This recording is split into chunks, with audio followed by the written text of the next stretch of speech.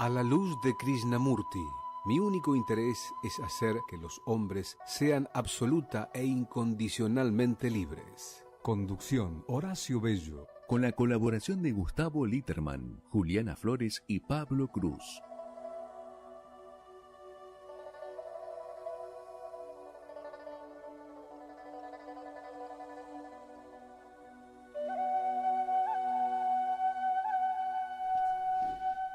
Buenas noches, amigos, amigas, un nuevo programa de A la luz de Krishnamurti en nuestro ciclo 2024.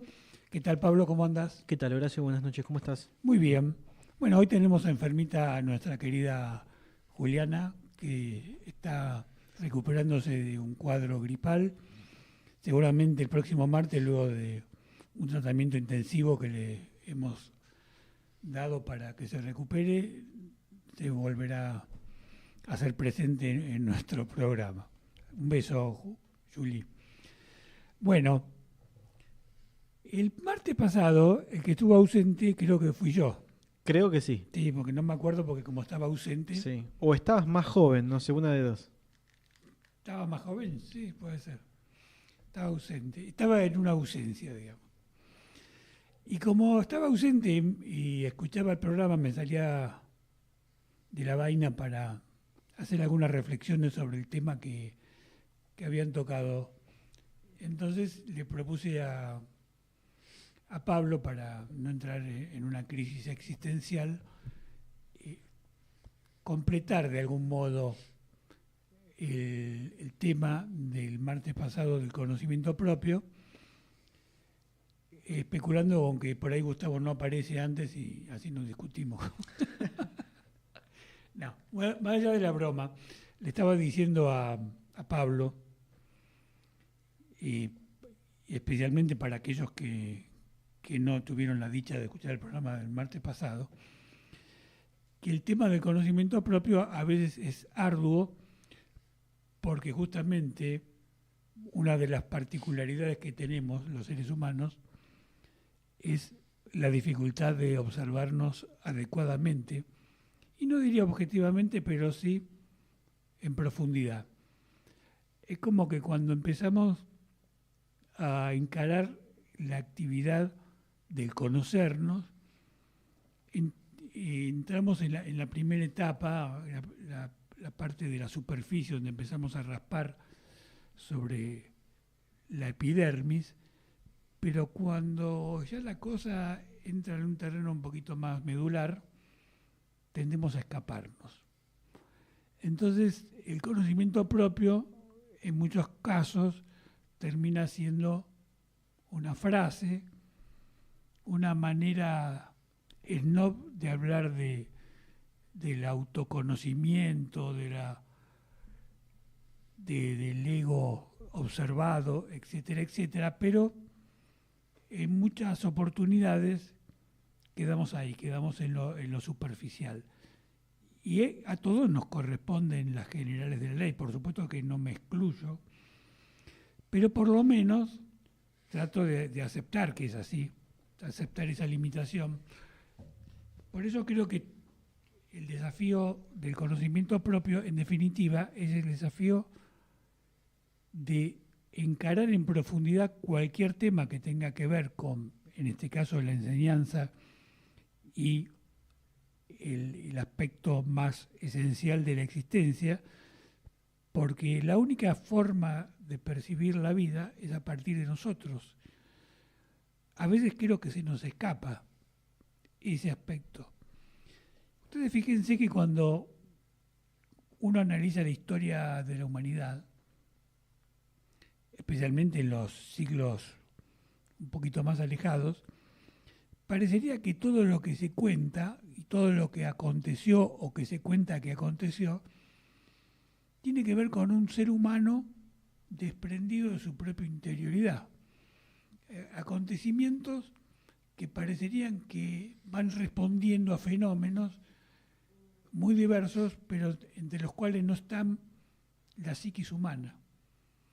La conquista de tal país, la derrota de tal otro, el avance de tal imperio, el crecimiento industrial de tal región, Y olvidamos que todo eso que fue aconteciendo y que sigue aconteciendo tiene que ver con seres humanos que desde su propia estructura interior van actuando y van generando todo eso que uno ve y que queda reflejado en los libros de historia, ¿no? Es como que se nos pierde una parte del libro, el primer capítulo, que es ¿desde dónde parte el hombre para hacer lo que hace? Y esto que parece una obviedad, no sé si lo analizamos con la profundidad adecuada. Cuando decimos, hay un fenómeno social, ¿no? ¿Y el fenómeno social de dónde surge? De Marte. ¿Por qué se dispara un fenómeno social y no otro? Claro, ¿y por qué? Y si no cuestionamos que sea un evento aislado. Es decir, Claro. damos por hecho que es un evento aislado que empieza en sí mismo y que en realidad no cuestionamos producto de qué es. Claro. Es decir, empieza y es como si fuera una cosa aislada, ¿no? Como un submundo dentro de nuestra... Sí, no, que respondería una ley externa a nosotros. Sí. Y que de algún modo puede responder una ley externa a nosotros, pero que además responde a una ley que tiene que ver con la condición humana. Había un pensador que en este momento se me escapa el nombre, que decía nada del humano me es ajeno, ¿no? Y me parece que esta frase es muy interesante como invitación a comprender lo ecosistémico de la comprensión de la condición humana, justamente, porque nosotros, incluso todas esas cosas que creemos que están más allá de nosotros, las percibimos desde nosotros. Hasta cuando decimos que están más allá de nosotros, lo estamos diciendo desde nosotros mismos, ¿no? Y esto que parecería un juego de palabras, me parece que es muy, muy interesante trabajarlo, observarlo y comprenderlo, porque además tiene otra beta, que es llevarnos a la humildad, porque si yo creo que hay una verdad fuera de mí, que yo en algún momento percibo,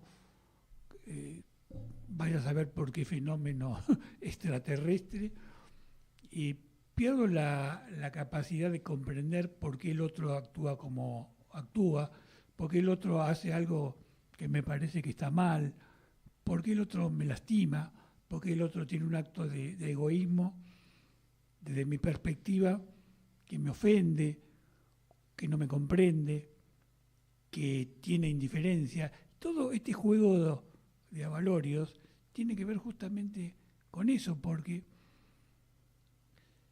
por un lado el conocimiento propio nos invita a la subjetividad, pero por otro lado el propio trabajo del conocimiento propio nos lleva a comprender que hay ciertos estándares que son comunes a todos los seres humanos. Como hablábamos hace un rato, ciertos estándares que tienen que ver con el modo en que pensamos. Es decir, nosotros no pensamos de un modo igual a otras especies, pensamos como seres humanos, y el ser humano tiene un estándar de pensamiento. Y también el conocimiento propio nos invita a comprender cuál es la manera que tenemos de pensar, porque a partir de esa comprensión podemos también entender por qué nos pasa lo que nos pasa, por qué estamos limitados, por qué actuamos mecánicamente en determinados casos pese a lo que declamamos, ¿no? ¿No te parece que es un terreno que debería exigir un trabajo un poquito más meticuloso? Sí, coincido. Y también me parece que es importante no abordarlo desde un supuesto genérico. No estamos leyendo una enciclopedia en la que definimos lo que el ser humano es, sino la invitación es a partir de uno mismo, ¿no? Y yo acá quiero insistir en la diferencia entre una cosa y otra, porque cuando nosotros leemos la definición de algo, la supuesta explicación de algo, lo abordamos como algo ajeno, ¿no? Claro. Por ejemplo, si nosotros hablamos del Neandertal, es como si no tuviera nada que ver conmigo. Claro. Y voy a Algo que ocurrió ahí que no sabe por qué. y todo lo que lea al respecto va a ser va a estar estructurado, formateado de forma tal que me resulte ajeno, que me resulte que nada tiene que ver conmigo, que nada de lo que al tipo le pasó me puede pasar a mí, que no hay conexión alguna, que no se solapa de ninguna manera. Entonces, la invitación es a evitar eso, a romper con ese patrón, a no buscar la respuesta, la frase conciliadora, la frase que tenga un cierre, porque eso es lo que venimos haciendo, lo que ya conocemos y lo que sabemos que parece no alcanzar, porque por más respuestas afirmativas, por más frases que podamos armar, sabemos que seguimos siendo lo mismo siempre, los conflictos son siempre lo mismo y más o menos estamos atrapados por los mismos patrones. Entonces, partir de uno mismo es clave, porque como bien vos decías, si todo se da desde nosotros, si lo que yo digo lo digo desde mí, si mis reacciones son desde mí, si mi percepción es desde mí, saber quién soy es clave para entender por qué hago lo que hago, cómo lo hago y si puede ser distinto. Exacto. Y por otro lado, y ahí vendría la segunda parte de la cuestión, esto no tiene que llevarnos a creer que necesariamente o inexorablemente tenemos que tener una visión egoísta de la existencia. Creo que por el contrario, y ahí hay cierta paradoja. Cuando yo más cerrado soy, más me alejo de la comprensión de las cosas y cuando más abierto, más capacidad tengo de observación. Pero la apertura tiene que ser, para que sea tal, a partir del intento de conocimiento propio. No, yo no me puedo abrir si no tengo cierto conocimiento de lo que soy, porque me abro desde dónde y hacia qué. No puedo convertirme en una hoja en la tormenta, porque si no soy disparado a fuerzas que están ajenas absolutamente a mí. Y que igual tus reacciones van a seguir siendo tus reacciones y que van a seguir operando en esa vorágine. Así Claro. Fíjense que, como muchas veces decimos, y lo hemos repetido, en muchos casos cuando nos pasan cosas, o cuando hacemos cosas, esas cosas que nos pasan, no hacemos, no tenemos muy claro por qué ocurrieron. Estimamos que ocurrieron porque tomamos una decisión, pero a veces no hay una decisión. Hay un movimiento mecánico que tiene que ver con la forma que opera nuestra mente sobre nuestra estructura psicofísica. Y ahí viene también la comprensión de lo que somos en el sentido más amplio. Somos una unidad psicofísica y a veces se nos escapa. Por eso el intelectual a veces queda desbordado ante su propia realidad. Es muy sintomático ver cómo muchos grandes genios que escribieron cosas de gran profundidad en su vida eran un desastre. Entonces, ¿por qué? ¿Qué pasó ahí?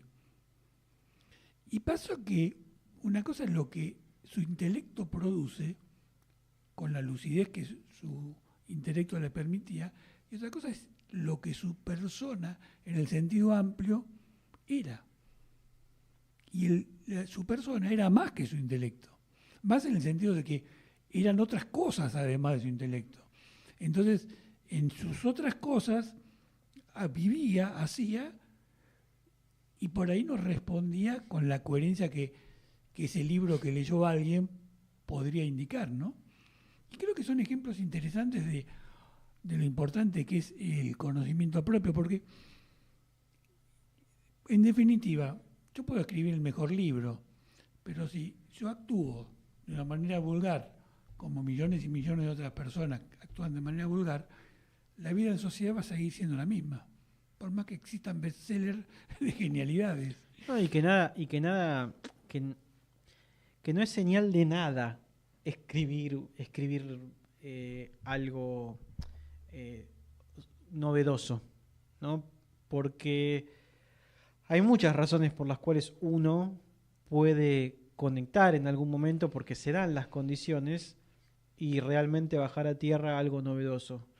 Pero si uno no estaba despierto, son eventos mágicos, misteriosos, esotéricos, que se quedan ahí y que nada tenía que ver con una voluntad de vivir distinto. Porque una cosa es lo que uno quiere hacer y otra cosa es lo que uno logra, por supuesto, ¿no? Pero cuando uno no está queriendo hacer nada, las cosas ocurren y a veces pueden ocurrir cosas mágicas. Entonces, yo lo que creo es que no es garantía de nada, no significa nada realmente escribir algo novedoso, a menos que uno haya estado por voluntad propia en un estado y que ese estado se haya dado, ¿no? Pero en el caso de que no, de que yo sea una hoja en la tormenta me va a pegar muchas veces y me va a dejar dado vuelta, pero otras veces también me va a producir eventos de conexión mágicos, entre comillas, que hacen que pasen estas cosas. Claro. El tema es cuando yo estoy a merced. Claro. Entonces yo no estoy viendo nada, no estoy atento de nada y simplemente las cosas ocurren. A veces ocurren cosas hermosas, a veces ocurren cosas desafortunadas y uno va a ir jugando con lo que le toca. Acá estamos hablando de otra cosa, de tener la voluntad, ¿no? de permitirnos romper con esos patrones, con esas reacciones automáticas que es la hoja en la tormenta, ¿no? Es decir, empezar a cuestionar esa automatización que nos dirige el camino, porque incluso hasta decidir no tiene un libre albedrío objetivo. Decidir es decidir con lo que somos, Claro. con nuestro condicionamiento, y va a ser y toda decisión que podamos tener va a ser mecánica en base a eso, a ese Claro. contenido que somos. Así es. Y también creo que otro de los errores en los que caemos es creer que el conocimiento propio tiene que ver con cierta limitación de la percepción de lo que es la vida en el sentido más profundo de la cuestión, la vida en el sentido más amplio, la vida que excede la condición humana. Por ejemplo,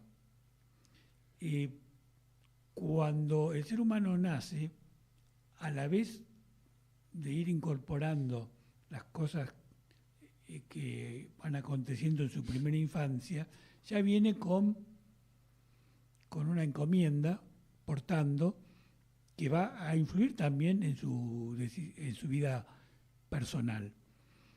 Y eso que porta, y que por supuesto no es consciente de que lo porta, va, como decía recién, va A moldear. a moldear y a aportar a la formación de lo que soy. Porque eso que porto relacionado con lo que me va aconteciendo va a producir un fenómeno que va a hacer que Horacio sea Horacio. En una dirección puntual. Claro, y que no sea Pepito. Exacto.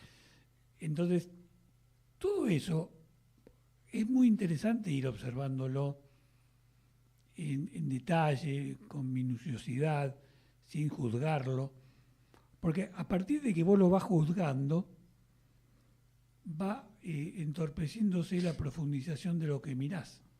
Es decir, las cosas ocurren, vos las podés calificar. Vos podés decir que esto es malo, que es bueno, que es beneficioso, que es perjudicial. Pero lo que no tenés que hacer es olvidar que tenés que ver lo que va aconteciendo, porque lo que va aconteciendo es lo más interesante de todo.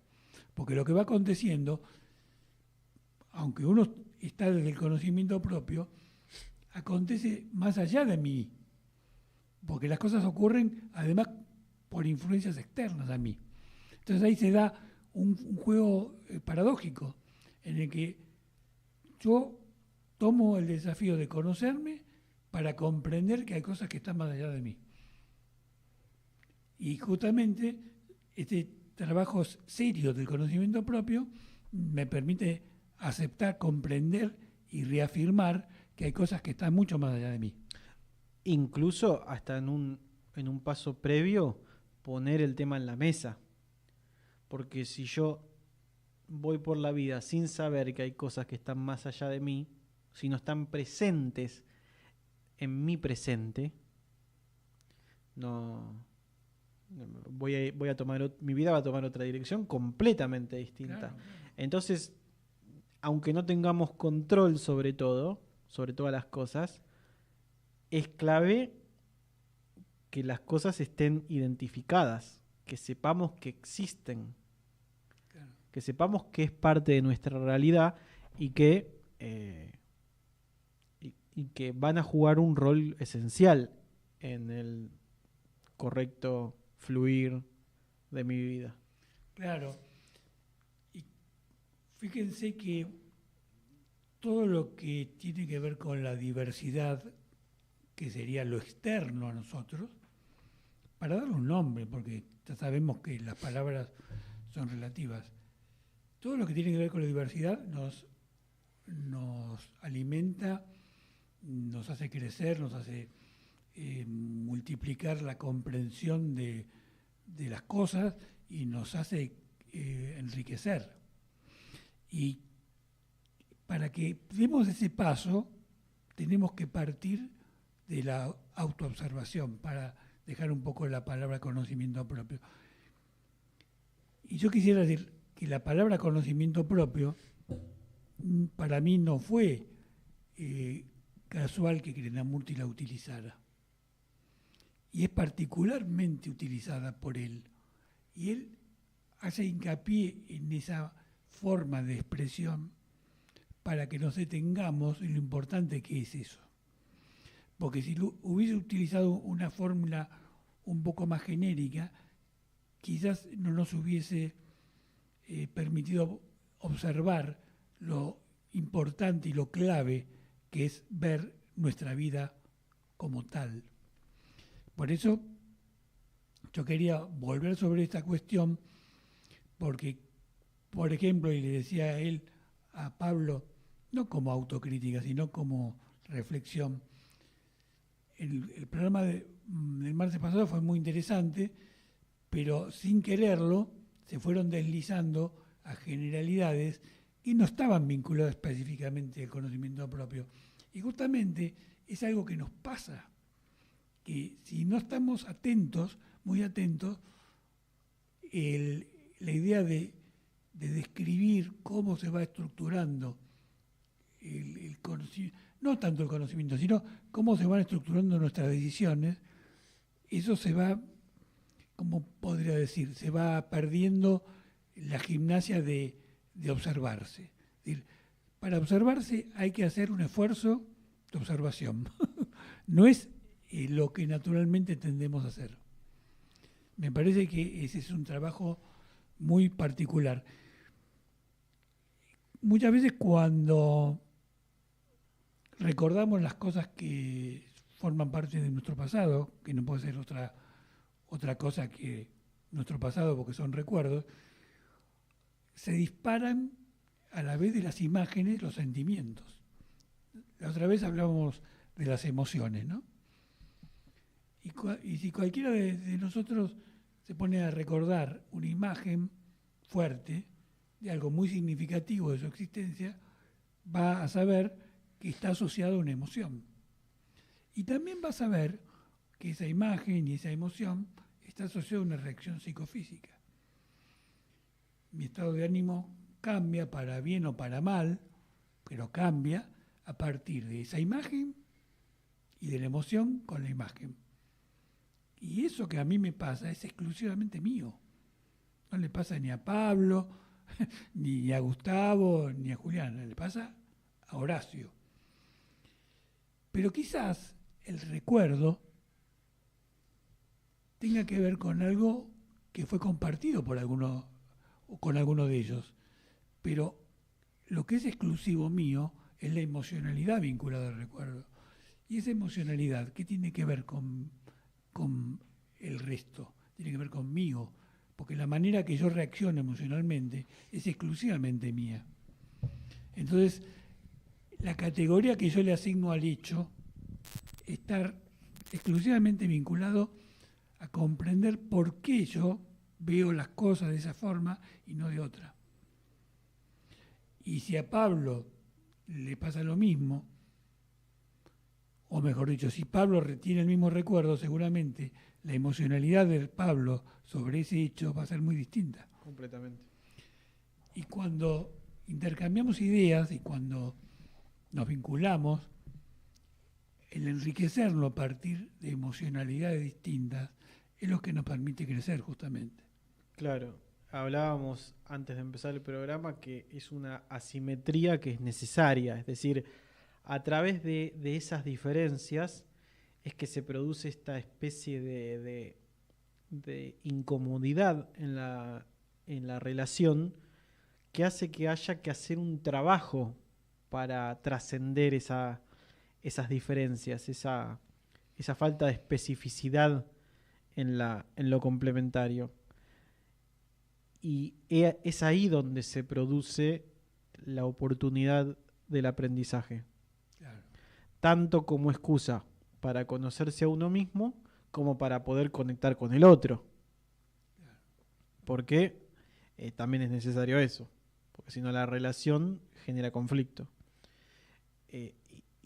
Y esta asimetría que se da entre todas las cosas, porque todas las cosas son distintas, todos somos distintos, no solamente somos distintos de los animales, por ejemplo de los perros, pero compartimos similitudes que nos permite solaparnos y de esa manera la relación se puede dar en alguna forma, ¿no? Claro. Yo no puedo verbalizar, no puedo tener una conversación verbal con mi perro, pero puedo tener otro tipo de conversaciones, puedo tener otro tipo de comunicaciones.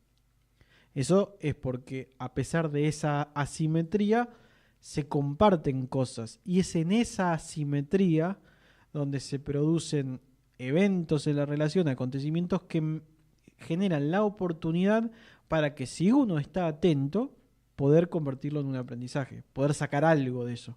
Claro, justamente. Y un poco volviendo a esta idea de que en la medida que yo me conozco o recurro al conocimiento propio, puedo conocer lo externo. Puedo conocer lo externo y ir hacia un campo mucho más extenso que la propia vida personal mía. La inteligencia de la vida está en mí, está en Pablo, pero también está en el gato, en el hipopótamo, en la jirafa, en la montaña, en el pez. Porque la vida tiene una inteligencia que se derrama en todos los ámbitos de este planeta, por lo menos, ¿no? Y nosotros somos una pequeña gota con un poquito de inteligencia global, desde la cual tratamos de comprender el todo. Mirá qué trabajo, ¿no? Entonces, en la medida que yo veo cómo funciono, quizás tenga más capacidad para comprender el todo.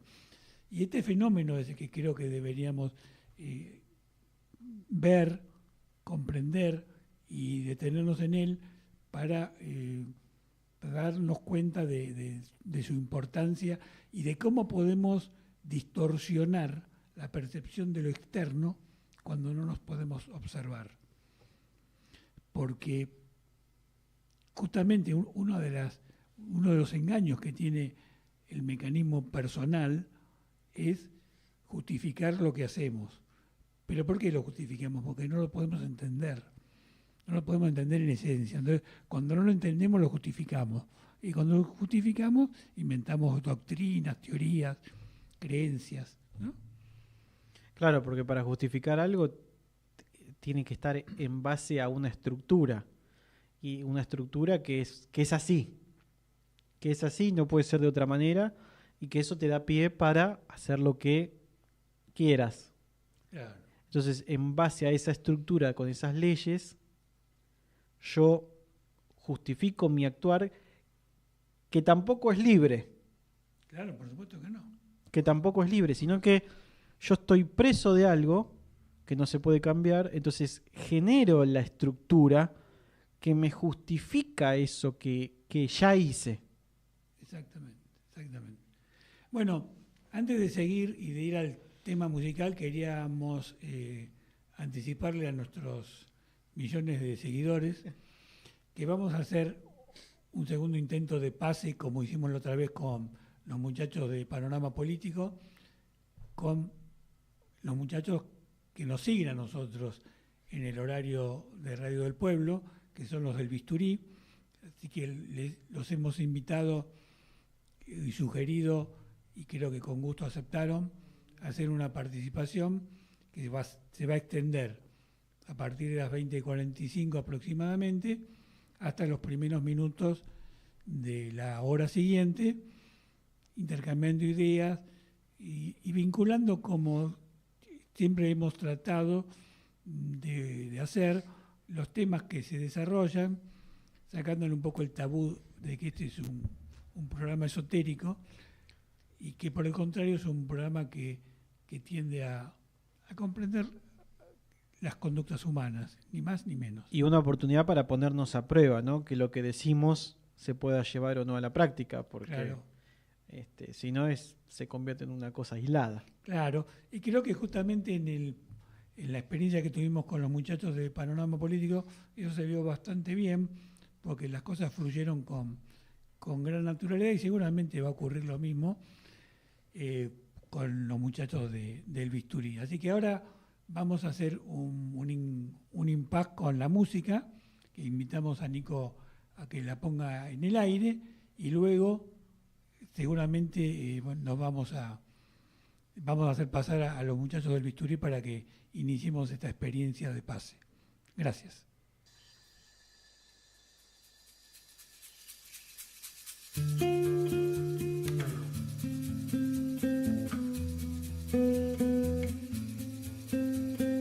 Deja de pensar en el futuro, mi amor. Pasito a paso suelta ya tu temor. Desde el corazón se vive mucho mejor.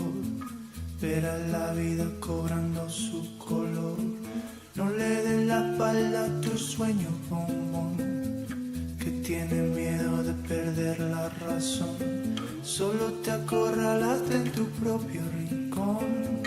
Abre tu pecho, siente ya la emoción. Y ahora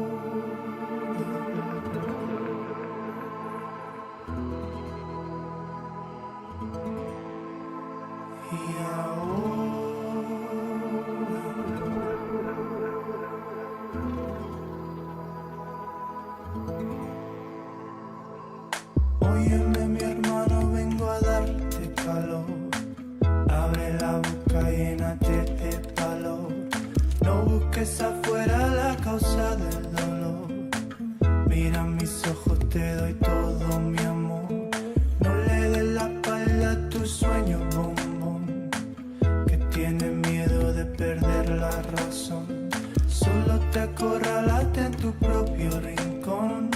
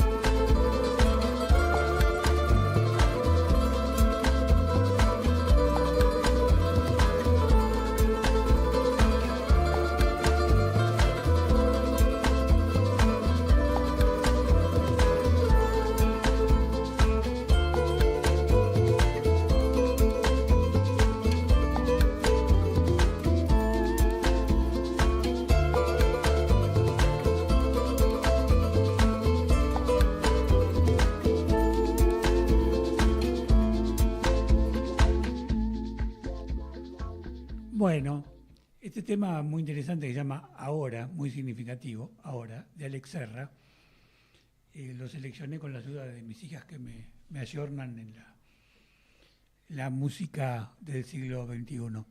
Y en un minutito se van a hacer presentes los muchachos del Bisturí, pero queríamos saludar a Gustavo que está en línea, así de algún modo se va incorporando, aunque sea de manera virtual, a esta experiencia. ¿Qué tal, Gustavo? ¿Cómo andás? Hola, ¿qué tal, Horacio? ¿Cómo andás, Pablo? ¿Qué tal, Gus? ¿Cómo va eso? Todo bien, todo bien. Bueno, y no sé si querrás, ¿vos estuviste escuchando el programa? Sí, la verdad que me gustó mucho el ritmo que le imprimieron a esa primera media hora. Por supuesto no estoy de acuerdo con todo lo que expresaron, pero la verdad que lo escuché con mucha atención, ¿no? Y hasta que lleguen los chicos del Bisturí, estaría bueno que siguieran en esa dinámica. Lo único que quería Sí, dale. aclarar, Sí, ¿no? Que hoy que vos me diste pie, ¿no? Con lo que dijiste del todo. sí, Hoy a la mañana, meditando, sí. encontré como quien dice una clave, ¿no? Nunca entendí muy bien en la Biblia, especialmente en el Antiguo Testamento, que viste donde aparece Jehová y dice teman, lo relaciono con el todo, lo relaciono con cuando hablamos del vacío, del misterio, del absoluto. Y ahí tengo que pedirle una disculpa a ustedes y una disculpa a la audiencia. ¿Por qué? A ver. Uno no tiene la solemnidad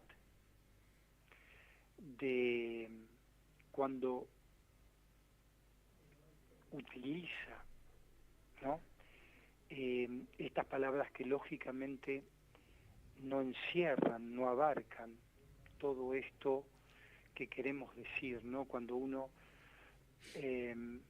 habla, como vos dijiste recién, del todo, del absoluto, del misterio, esa inmensidad tan extraordinaria, tan profunda, que también en la primera media hora ustedes hablaron de la vida, ¿no? De hojas al viento, esas corrientes de energía que somos incapaces, ¿no? Incapaces de sentir en esa total magnitud que abarcan, porque es lógico, porque es parte de, si se quiere, de la evolución que van teniendo las especies, ¿no? Pero que en realidad, y para no dejar de ser Gustavo, me pongo de pie ante el misterio, ¿no? Es decir, ante el todo, eso que uno dice, bueno, y llegué a comprender esas frases bíblicas, probablemente mal traducidas, digo.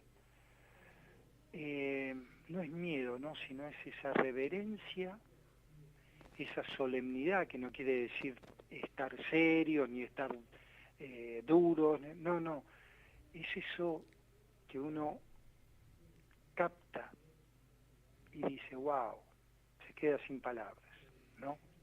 Bueno, estuvo bien que participaras, aunque sea sobre este tema en especial, porque obviamente te invitamos a que por lo menos te quedes para saludar a los muchachos, que hayas intervenido sobre la cuestión que estuvimos desarrollando, porque de esa forma se integraba con tu visión, que siempre es muy interesante, aunque como vos bien decís, a veces no coincidimos, y creo que justamente es lo que más interesante hace el programa, que tengamos por ahí alguna perspectiva un poco distinta, pero que el afecto y el amor es lo que une todo. Bueno, justamente, vos fijate que en una parte, creo que Pablito nombró la palabra discusión, ¿no?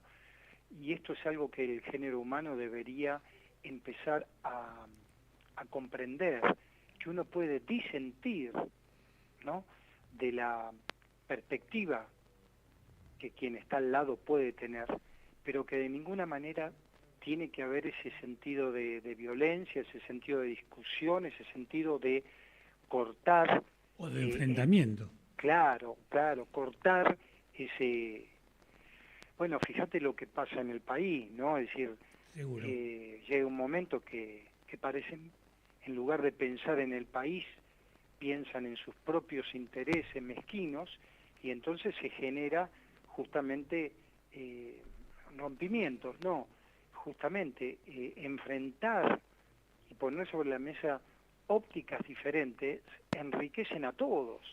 Seguramente, ¿no? Gustavo, seguramente. Bueno, vamos a hacer pasar a los muchachos que nos están esperando, así respetamos Que pasen, pero los por minutos supuesto. que le vamos a dar en A la Luz de Krishnamurti. Acá estamos con el jefe del grupo. ¿Cómo te va? Hola, ¿qué tal? ¿Cómo andan? ¿Qué tal? ¿Cómo estás? va eso? ¿Qué tal? Bien. ¿Cómo va? Bueno, Armando el entretiempo. sí. Bueno, una experiencia... Una nueva experiencia para nosotros, religiosa. no para ustedes, ¿no? Que ya han hecho pase con el... Sí, justamente estábamos... ponete más cerca, porque si no nos vas a salir. ¿Van a estar ahí? Sí, va a ser el vivo. Bueno. Ah, perfecto. ok, buenísimo. ¿Vos querés un celular? ¿Me lo das? ¿Querés que salga en vivo ustedes ahora? Vos vas a usar el tuyo, ¿no? Yo voy a usar el mío desde el Instagram de ellos, pero si ustedes tienen su Instagram y quieren que les haga el vivo, se los hago. No creo que no lo tenemos a mano, ¿no? No. Está bien. Bueno, muy bien, ¿qué tal? ¿Cómo va Bien. eso? Estábamos diciendo justamente que la experiencia que tuvimos con los muchachos de Panorama Político que están precediendo nuestro programa, de algún modo nos incentivó a buscar al bisturí. Quizás porque a mí me gusta más el bisturí que la motosierra. Y por ahí... Es más sutil, ¿no? Sí. Yo pienso que hay que ir paso a paso, ¿no? Sí, sabemos nosotros de eso. Claro. Sí. Y justamente, un poco volviendo a lo que quería decir, es un desafío para aquellos que por ahí tienen prejuicios sobre programas como los nuestros, que parecería que son esotéricos, o que estamos en la nube de Úbeda, o que no tocamos o no tomamos contacto con la realidad. Entonces, la invitación es, nos tratamos desde una perspectiva particular, ver la realidad, pero nunca irnos de la realidad. Y de ese modo, con este tipo de invitaciones y de experiencias, tratamos de demostrarlo, aunque sea de manera precaria. Pero igualmente, antes que nada, vamos a presentarlos, porque en La Luz de Krishnamurti no están, así que vamos a presentar a Gustavo Muñoz. Así es. Eduardo Cerdán. Yo soy médico, Gustavo es abogado y está Edith haciendo el vivo ahora. Sus colegas, mira, no sabía que éramos colegas. ¿Ah, sí? Así que no solo nos une Claro, el drama la pasión racinguista. racinguista, ¿no? Claro, bueno. Así es. Sí, Mire sí. usted. Bueno, sí. Vos sabés que esto que decías vos es tan interesante. Este juego pendular entre lo físico y lo espiritual, Sí, también se da en el psicoanálisis, lo psicoanalítico y lo biológico orgánico. seguro. Se viene dando desde hace tiempo inmemorial. Yo hace mucho tiempo que trabajo y mi primer trabajo fue en la Dirección Nacional de Salud Mental, que Mirá si vos. hay alguna salud que hay que cuidar justamente es esa, ¿no? Por un montón de otras cosas. Y este juego era entre los que venían los organicistas, que querían demoler todo lo que fuera psicoanálisis o psicológico, y los extremadamente psicoanalíticos, que decían que todo tenía que ver con lo psicosomático, ¿no es cierto? Entonces era una cosa que... Esto se viene dando, este péndulo se viene permanentemente dando. Y allí es donde encaja la espiritualidad de todo, ¿no? Justamente en el medio. Digo yo, eso es lo que yo pienso. No, totalmente de acuerdo y justamente esto tiene que ver con lo que nosotros sostenemos como concepto de esa tendencia a la dualidad que tiene el ser humano. Nos cuesta mucho integrar. La integración es algo que nos resulta muy difícil porque desde nuestras vanidades queremos tener la razón. Y en ese querer tener la razón, como somos tan limitados, lo único que hacemos es equivocarnos. Porque la razón absoluta del ser humano, por su propia condición, es imposible. Entonces, si no comprendemos que solidariamente yo puedo comprender la parcialidad de él o la tuya, no entiendo nada de la vida. Y eso es lo que estamos tratando de buscar, desde la humildad personal, nuestro conocimiento integrarlo con el del otro. Y en todas las disciplinas es que hay que buscar eso, me parece, ¿no? Uh-huh.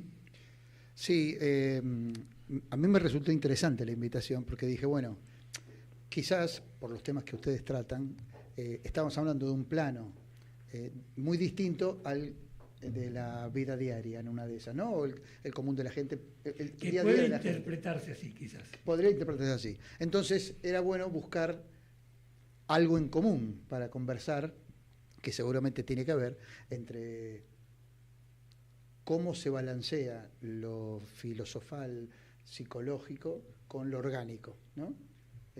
Bueno, por ahí andamos, esa es la intención. Claro, claro. Nosotros, por ejemplo, cuando buscamos los temas en común, vimos que ustedes hacían mucho hincapié en el tema del medio ambiente y de la salud, de lo psicológico integrado a las cuestiones de la vida diaria, uh-huh. Y creíamos que era interesante recorrer ese camino, y vamos a ver si durante esta media hora más o menos que tenemos podemos ir viéndolo. No sé, Pablo, si vos querés agregar algo para ir integrando un poco lo que estuvimos hablando. Sí, para nosotros esta es una oportunidad para poner a prueba lo que decimos, ¿no? Nosotros traemos los temas al programa, los analizamos y si bien es una especie de círculo cerrado esto, porque lo analizamos dentro del programa con la gente del programa, más allá de que siempre tenemos invitados bastante ajenos a nuestra corriente, pero que son excusas para poner a prueba lo que decimos, ¿no? Porque si no parece que terminan siendo temas aislados que, como bien vos decías, no lo son, claro. Claro, o no se pueden poner en práctica en la vida cotidiana. Y si no se pueden poner en práctica en la vida cotidiana, termina siendo más de lo mismo. Claro. ¿No? Yo les quería arrancar, continuar con una pregunta, porque a mí me da la sensación, a ver si esto es así, ustedes lo ven así, que en los últimos 20, 30 años fue creciendo la espiritualidad del ser humano, ¿no? Sin descuidar su parte física, pero fue creciendo, ¿no? La espiritualidad, el pensamiento más interior, la introspección. ¿Puede ser que sea así? Bueno, en mi caso particular creo que es así, y me parece que algo que sirvió mucho para hacer ese recorrido es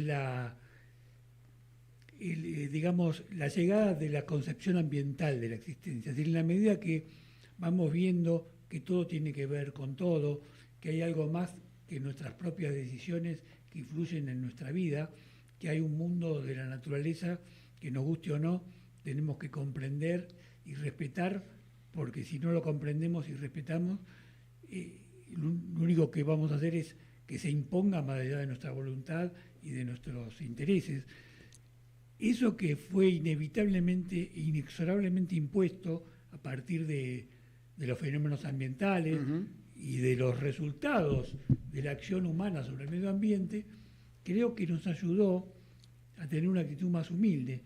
Y la espiritualidad tiene que ver con la humildad. Sí, cualquiera que va a caminar por la espiritualidad tiene que tener un dejo de humildad para comprender que hay algo mucho más allá de uno mismo. Sí. Y que es una humildad que no es moral, no es un valor ético, sino es tomar contacto con la realidad de que no estoy por arriba de lo que creo que está por abajo. Correcto. Porque cuando creo y actúo en consecuencia, aparecen todos estos fenómenos que me demuestran que no. Claro. Yo lo que particularmente veo en la diaria, y un poco para entrar en tema de lo que es, digamos, a partir de uno, ¿no? Son los pensamientos negativos, ajá, versus los pensamientos que podrían ser positivos. Sí, ¿no? sí. Es decir, toda esta cosa que no sirve para nada castigarse, soy un desastre, esto lo tengo que hacer mejor y no lo imaginé. En vez de jerarquizar y valorizar lo que sí me sale bien, que por ahí puede ser una cosa chiquita, pero que realmente no la valoricé. Uh-huh. Entonces, todos estos pensamientos positivos son los que creo yo hay que reafirmar. Y leyendo estos días un escrito antiguo de Bertolt Brecht, uh-huh, de Bertolt Russell, Bertrand Russell. Sí, de Bertrand Russell. Decía que justamente uno se hace problema por un montón de cosas pequeñas y no jerarquiza las que son, aunque también pequeñas, son buenas. Seguro. Después, si quiere, lo busco y leemos algún renglacito. ¿Cómo no? Pero básicamente, Muy lindo el texto, sí, vos lo lo leí recordás, ¿no? Bueno, no sé, creo que ese es un poco el punto de partida. Sí, parecería que es como aquello que se dice, uno se acuerda de los semáforos que lo agarraron en rojo, no los que agarraron en verde, ¿no? Vos sabés que, ya tomando un poco lo que estaba diciendo él, estuvimos hablando del conocimiento propio hace unos minutos, y cuando él dice uno solo ve las cosas negativas o recorre sus pensamientos negativos o las cosas malas que le ocurren, creemos, y queremos compartirlo con ustedes a ver cómo lo ven, que está vinculado a una falta de autoconocimiento. Es decir, no nos damos cuenta que cuando tenemos mala onda es porque ya hay una estructura interna nuestra que está más allá de las circunstancias sociales o políticas. Yo soy mala onda, pero no que soy mala onda porque soy un mal tipo, sino porque mi vida personal hizo que se sumaran circunstancias que viera el mundo de una forma negativa. Porque por ahí mi vecino, que comparte los mismos problemas que yo, tiene una visión positiva de la existencia. Claro. Entonces, hay dos formas de ver lo Absolutamente, mismo. claro. ¿Quién está loco? Quizás ninguno de los dos. Uno de los dos, sí. Quizás hay que recorrer algo que es el conocimiento personal de por qué somos como somos, ¿no? Fíjate que acá lo encontré, Dale. es un minuto nomás. Dale. Bertrand Russell en la conquista de la felicidad, hay un fragmento que dice, hay personas, consideremos que esto fue escrito ya hace unos cuantos años, ¿no? Por ciertas referencias que hace el texto. Hay personas que son incapaces de sobrellevar con paciencia los pequeños contratiempos que constituyen, si se lo permitimos, una parte muy grande de la vida. Se enfurecen cuando pierden un tren, sufren ataques de rabia si la comida está mal cocinada, se hunden en la desesperación si la chimenea no tira bien, claman venganza contra todo el sistema industrial cuando la ropa tarda en llegar de la lavandería. Obviamente dice la aclaración de que esto está cuando la gente mandaba la ropa a la lavandería o a la tintorería, ¿no? Y así con muchas cosas que él los describe como problemas triviales y que si uno utilizara toda esa energía en algo positivo, se podrían hacer y crear y deshacer también ciertos imperios. Que en última instancia también lo que la historia nos mostró, ¿no? Cómo han venido cayendo los imperios con determinadas circunstancias bélicas, sociales, culturales, lo que sea, ¿verdad? Y vos fíjate que las pequeñas tonterías del ser humano generaron los más grandes desastres de la historia. Entonces, una conducta estúpida de alguien, sumado a una reacción estúpida de otro, termina en una guerra donde millones de personas mueren.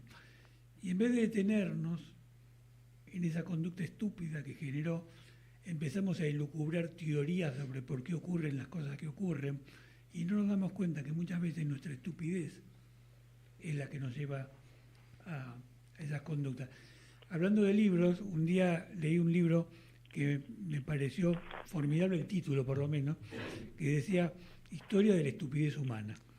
Y el tipo lo que hacía era detenerse en los últimos 150 años, viendo todas las tonterías que el hombre fue haciendo, que fueron llevando a dramas.